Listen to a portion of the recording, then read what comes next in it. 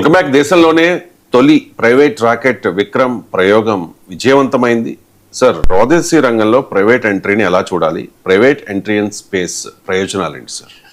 అంటే మనకు ప్రైవేటైజేషన్ పైన రెండు పరస్పర విరుద్ధ థీరీస్ ఉంటాయి. ఒకటి మీకు కంప్లీట్లీ ఫ్రీ మార్కెట్ థీరీ, అంటే Adam Smith the wealth of nations అనే పుస్తకం రాశాడు. లాజర్ ఫెయిర్ థీరీ అంటే ఏంటంటే no one should interfere in business, especially the state should not interfere in business అంటాడు ఆడమ్ స్మిత్. అంటే వ్యాపారంలో ఆర్థిక కార్యకలాపాల్లో ఎవరు జోక్యం చేసుకోకూడదు, ముఖ్యంగా రాజ్యం జోక్యం చేసుకోకూడదు అని. దీనికి కంప్లీట్ విరుద్ధమైన థియరీ ఏంటంటే సోషలిస్ట్ ఎకానమీ, అంటే రాజ్యమే అన్ని ఆర్థిక కార్యకలాపాలని నియంత్రించాలి అని. సో ఇప్పుడు రాజ్యమే అన్ని ఆర్థిక కార్యకలాపాలను నియంత్రించాలి అనేది అవుట్డేటెడ్ థియరీ. ఈవెన్ చైనా లాంటి దేశంలో, వియత్నాంలో, క్యూబా లాంటి సోషలిస్ట్ కంట్రీసే ఈ సిద్ధాంతాన్ని వదిలేసుకున్నాయి. అందువల్ల అన్ని ప్రభుత్వమే నిర్వహించాలి అనేది హైలీ ఇన్ఎఫిషియంట్ ఎకనామిక్ మోడల్. మీకు ఆ ఎకనామిక్ థియరీస్ వాటి పక్క పెడదాం, రియల్ లైఫ్ ఎక్స్పీరియన్స్ చూద్దాం. 1991కు ముందు మన దేశంలో public sector dominant economic system ఉండే, రాజ్యమే నాయకత్వం వహించేది. ప్రైవేటు క్యాపిటల్ పైన రకరకాల ఆంక్షలు, అనుమానాలు, పెట్టుబడిదారుడు అంటే ఏదో దోపిడీదారుడు అన్న భావనలో చూసేవారు. ఏం అనుభవం ఏంటి? నాకు ఇప్పటికి గుర్తు, మా అన్నయ్య ఎంటెక్ చేసి గవర్నమెంట్లో ఇంజనీర్గా అపాయింట్ అయ్యాడు. అపాయింట్ అయిన వెంటనే మా నాన్న, అరే నీకు గిఫ్ట్గా స్కూటర్ కొనిస్తారా అని చెప్పి స్కూటర్ కొనుక్కోరా అని డబ్బులు ఇచ్చాడు. నా డబ్బులు ఇచ్చి బుక్ చేసుకున్న తర్వాత 6 నెలలకు వచ్చింది చేతక్ స్కూటర్. 6 నెలలకు. మీరు ఇవాళ ఎలక్ట్రిక్ వెహికల్స్ బుక్ చేసుకున్నాక నెల 2 నెలలు పడుతున్నాయి. మీకు ఇన్నోవా క్రాసు, మహేంద్ర 9S ఇట్లాంటి వెహికల్స్ అవి 2 నెలలు 3 నెలలు పడుతున్నాయి. బట్ చాలా వెహికల్స్ మీకు కార్లను ఇప్పుడు పోతే వెళ్ళి కొనుక్కొని రావచ్చు. కానీ చేతక్ స్కూటర్ కొరకు 6 నెలలు వెయిట్ చేశాడు మా అన్నయ్య. టెలిఫోన్ కనెక్షన్ కావాలంటే ఏళ్ళ తరబడి వెయిట్ చేయాలి. నాకు ఇప్పటికి గుర్తు, ఒక పార్లమెంట్ సభ్యుడు మిత్రుడు ఉంటే నాకు టెలిఫోన్ కనెక్షన్ ఇప్పించాడు. ఇంకో పార్లమెంట్ సభ్యుడు మిత్రుడు ఉంటే గ్యాస్ కనెక్షన్ ఇప్పించాడు. గ్యాస్ కనెక్షన్ కూడా ఒక పెద్ద అచీవ్మెంట్. నేను మీకు చాలాసార్లు వీడియోలు కూడా చెప్పాను, మీతో చెప్పాను లేదో. నా మ్యారేజ్కు నేను ఎవరి దగ్గర ఏ కట్నము తీసుకోను, నేను అత్తగారి నుంచే తీసుకోలేదు. ఒక ఆదర్శంగా ఉండాలి అని చెప్తే ఒక ఎంపీ ఉండి, నేను ఒక గిఫ్ట్ ఇస్తా, నువ్వు గిఫ్ట్లు తీసుకొని అంటున్నావు కదా, నేను గిఫ్ట్ ఇస్తా, నీకు దమ్ముంటే రిజెక్ట్ చేయన్నాడు. సార్ నేను తీసుకోను సార్ అని చెప్పాను కదా సార్, మీరు చూడవయ్యా అన్నాడు. పెళ్ళికి వచ్చాడు, ఒక కవర్ తీసుకెళ్ళి మా మిసెస్కి ఇచ్చాడు. అప్పుడే 5 నిమిషాల ముందు నాకు సతీవన్ అయింది. ఆమెకి ఇచ్చాడు. ఆమె, అమ్మ నువ్వు తీసి ఓపెన్ చేయమ్మా, చేసి మీ వారికి చెప్పు కావాలా వద్దా అని. ఆమె లెటర్ చూసి నా వైపు చూసి రిజెక్ట్ చేయకోను. నాకు అర్థం కాలేదు ఇదేంది అని. నా ఎంపీని అవ్వడం మొదలుపెట్టాను, చెప్పాను కదా అని. ఏంటంటే అది గ్యాస్ కనెక్షన్ అలాట్మెంట్ లెటర్. ఆమెకు తెలుసు కదా గ్యాస్ లేకపోతే కొత్త సంసారం లేని కష్టాలు ఉంటాయని. సో అంటే గ్యాస్ కనెక్షన్ రావడానికి ఒక పార్లమెంట్ సభ్యుడు ఇంటర్ఫియర్ కావాలి. అలాంటి ఎకానమీలో మనం బతికే వాళ్ళం. అక్కడి నుంచి ఇవాళ మన పరిస్థితి ఏంటి? It's a problem of scarcity. ఇప్పుడు ప్రాబ్లమ్ ఆఫ్ ప్లెంటీ. అన్నీ దొరుకుతాయి, డబ్బులు ఉండాలంతే. అప్పుడేమో డబ్బులున్నా ఏవి దొరకకపోయేవారు. ఇప్పుడు అన్నీ దొరుకుతాయి, డబ్బులు ఉండాలి అంతే. నీకు ఏదైనా దొరుకుతాయి, కావాలంటే హెలికాప్టర్ కొనుక్కొని రావచ్చు, డబ్బులు దొరుకుతున్నాయి. సో అందువల్ల ఒకప్పుడు మనము ఆర్టీసీ బస్సు మాత్రమే ఉండేది, మనిషికి ఇంకో ఆప్షన్ ఉండేది కాదు. లేదంటే రిక్షా, ఆటో.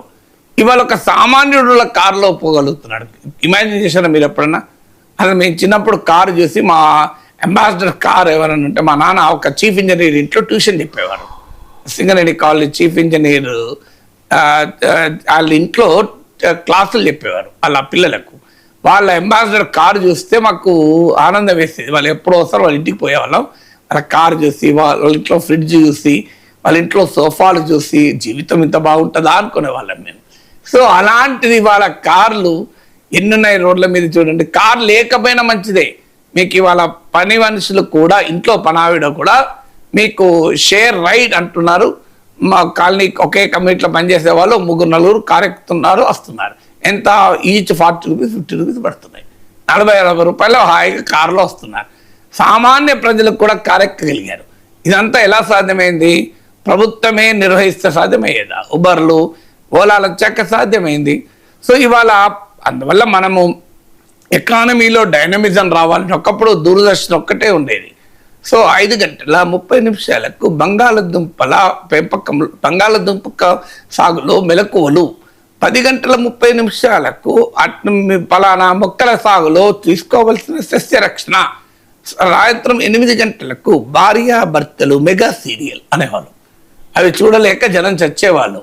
ఇవాళ చూడండి ఎంత అద్భుతమైన ఓటీటీ ప్లాట్ఫామ్లు, ఎంటర్టైన్మెంట్లు. సో ఇలా మీకు ఒకప్పుడు ఇలా మొబైల్ ఫోన్ ఎవరు ఆఖరికి గుడి ముందు కూర్చున్న బిచ్చగాడు కూడా ఫోన్ చేసి తన తోటి బిచ్చగాడిని అడుగుతున్నాడు, అక్కడ రష్ ఉందా, భక్తులు తగ్గిపోయారా, ఇంకా ఉన్నారా, మా దగ్గర భక్తులు తగ్గిపోయారు, నేను అక్కడ రమ్మంటావా అని. ఇంత ఎకానమీ డెవలప్ అయింది. అందువల్ల మనం ప్రైవేట్ రంగం పూర్తిగా ఉండకూడదు అనేది కరెక్ట్ కాదు. ఇప్పుడు ఇలా స్పేస్ సెక్టర్లో చూడండి, ఇవాళ ఫస్ట్ రాకెట్ ప్రయోగం జరిగింది. దీనివల్ల రేపు శాటిలైట్ మ్యానుఫ్యాక్చరింగ్, మీకు communication services application, space applications, ఇలా నేను అద్భుతంగా చెప్పాడు ఆయన. Pavan Kumar Chandana, one of the founder, Bharath Daka, Pavan Kumar Chandana అని ఇద్దరు ఇస్రో మాజీ సైంటిస్టులు హైదరాబాద్లో 2018లో 8 ఏళ్ల క్రితం పెట్టిన కంపెనీ స్కై రూట్, ఒక startup company. It the first Indian startup unicorn, space unicorn. మీకు $1.1 బిలియన్, $110 కోట్ల వాల్యుయేషన్ ఇవాళ. మీకు ఆయన చెప్తున్నాడు it is like a taxi అని, అంటే మీ క్యాబ్ వేసుకొని అంతరిక్షంలోకి వెళ్ళట్టు. సో నేను ఒక నా ఆర్టికల్లో రాశాను టాక్సీ టు ద స్టార్స్ అని, అంటే చుక్కలకు టాక్సీ మాట్లాడుకొని వెళ్ళిపోయినట్టు. ఎందుకంటే మీకు ఒక ఉపగ్రహం కావాలనుకోండి, మీరు వెంటనే స్కై రూట్కి వెళ్ళి నాకు చిన్న శాటిలైట్ ఉంది ప్రయోగించాలనుకుంటున్నా అంటే మీరు స్లాట్ ఇస్తారు, వాళ్ళు తీసుకెళ్ళి దాన్ని మీకు ఎర్త్ ఆర్బిట్లో పెట్టేస్తారు. లో ఎర్త్ ఆర్బిట్ అంటారు. అది ఎవరు ఎక్కడ ఏ ఆర్బిట్లో ఎవరు ముందొస్తే వాళ్ళకే స్పేస్ అక్కడ. సో అలా ఒక కంప్లీట్ డీసెంట్రలైజేషన్ అనేది జరగబోతుంది. It's a remarkable achievement. అయితే మొత్తం ప్రైవేటీకరణ మంచిదా? కాకపోవచ్చు. ఎందుకు సమస్య అంటే మీకు ప్రభుత్వమేమో సామాజిక ప్రయోజనాలు ఆశిస్తుంది, ప్రైవేట్ రంగం ఖచ్చితంగా కమర్షియల్ పర్పజే ఆశిస్తుంది. మీకు ఉదాహరణకు ఇప్పటి వరకు మన ఇస్రో చేసిన సేవలు మామూలు సేవలు కాదు. ఇవాళ ఇన్సాట్ కమ్యూనికేషన్లు, ఈవెన్ మీకు సస్టైనబుల్ డెవలప్మెంటు, సహజ వనరుల అన్వేషణ నుంచి మొదలుకొని ఇవాళ బ్రాడ్కాస్టింగ్ సర్వీసెస్, విద్యారంగ అవసరాలు, ఆరోగ్య రంగ అవసరాలు, టెలిమెడిసిన్, టెలి ఎడ్యుకేషన్, ఇలా స్పేస్ సైన్స్ అంతా దేశ ప్రజల అభివృద్ధికి ఉపయోగించుకున్నాం. ఇప్పుడు సహజంగానే ప్రైవేట్ రంగంలో పెట్టుబడులు పెడతారు, 100 కోట్లు పెడితే 110 కోట్లు రావాలి. అంటే అన్ని యాక్టివిటీస్, ప్రజాక్షేమానికి సంబంధించి అన్ని యాక్టివిటీస్ లాభసాటిగా ఉండవు. ఇవాళ గవర్నమెంట్ స్కూళ్ళలో చదువు చెప్పాలి, ఇదే లాభసాటి యాక్టివిటా? మరి వాళ్ళకు శాటిలైట్ ఎడ్యుకేషన్ కావాలి, ఏ ప్రైవేట్ వాళ్ళు ఇస్తారా? అందువల్ల బలమైన పబ్లిక్ సెక్టార్ ఎందుకు అవసరం అంటే దేశంలో ప్రజల అవసరాలు తీర్చడంలో కమర్షియల్ ప్రైవేట్ సెక్టార్ పూర్తి స్థాయిలో పనిచేయదు. ఎందుకంటే అది దాని పర్పజే లాభాలు. సో లాభాలు వచ్చే ప్రజలకు ఉపయోగపడే పనులు చేస్తారు, లాభాలు రాని ప్రజలకు ఉపయోగపడే పనులు చేయరు. మీకు విశాఖ మన్యంలో, ఆదిలాబాద్ అడవుల్లో ఆదివాసీలకు ఆరోగ్య సేవలు అందించారు ఉపగ్రహ సహాయంతో. ఏ ప్రైవేట్ కంపెనీ ముందుకు వస్తే చెప్పండి నాకు, అది లాభసాటిగా ఉంటుందా? హైదరాబాద్ అర్బన్ ఏరియాస్లో హెలీ ట్యాక్సీ పెట్టి అవసరం వస్తే హెలీ అంబులెన్స్ పెట్టమంటే పెడతారు తప్ప ఆదివాసులకు పెడతారా? అందువల్ల అక్కడ ఖచ్చితంగా ప్రభుత్వం ఉండాలి. అందువల్ల టోటల్ ప్రైవేట్ రంగము సరిపోదు అనుకోవడం పొరపాటు. ఇక మూడవది కాంపిటీషన్. మీకు గుత్తాధిపత్యం ప్రమాదకరం, అది ఏ గుత్తాధిపత్యమైనా. ప్రైవేట్ సెక్టార్ గుత్తాధిపత్యం కూడా చాలా ప్రమాదకరం. మీకు అందుకే మానోపొలి, డియోపొలి, ట్రయోపొలి అంటారు. అంటే ఒక్కొక్క రంగంలో ఒకే కంపెనీ. మన ఇటీవల ఎయిర్లైన్స్లో చూసాం కదా, ఇండిగో, ఎయిర్ ఇండియా, 80% ఆఫ్ ద రూట్లన్నీ విమానాలన్నీ వాళ్ళవే. ఇండిగో సరిగా ప్లానింగ్ చేయకపోతే ఎంత గందరగోళం ఏర్పడిందో చూశాం కదా. ఎయిర్ ఇండియా పబ్లిక్ సెక్టార్గా ఉండే నా తిట్లు తిట్టారు. ఏమైంది? ప్రైవేట్ రంగం టాటాలు తీసుకున్న తర్వాత యాక్సిడెంట్లు పెరిగినాయి. టాటాలు తీసుకున్న తర్వాత వాళ్ళపైన విమర్శలు, క్వాలిటీ ఆఫ్ సర్వీసెస్ పైన విమర్శలు పెరిగాయి. మరి ప్రైవేట్ సెక్టర్కి వచ్చినాక ఇంప్రూవ్ కాలే కదా. అందువల్ల అందుకే అంటాడు ఎల్కే అద్వాన్ అన్నమాట. I think if I remember properly, the cat may be black or white, it should catch the మీకు దీన్ని ఎల్కే అద్వాని కూడా రిపీట్ చేశాడు. అద్వాని అన్న మాటలే కావు ఇవి. The cat may be black or white, it should catch the mice అని. పిల్లి నల్లదా తెల్లదా కాదు, ఎలుకను పట్టుకోవాలి కదా.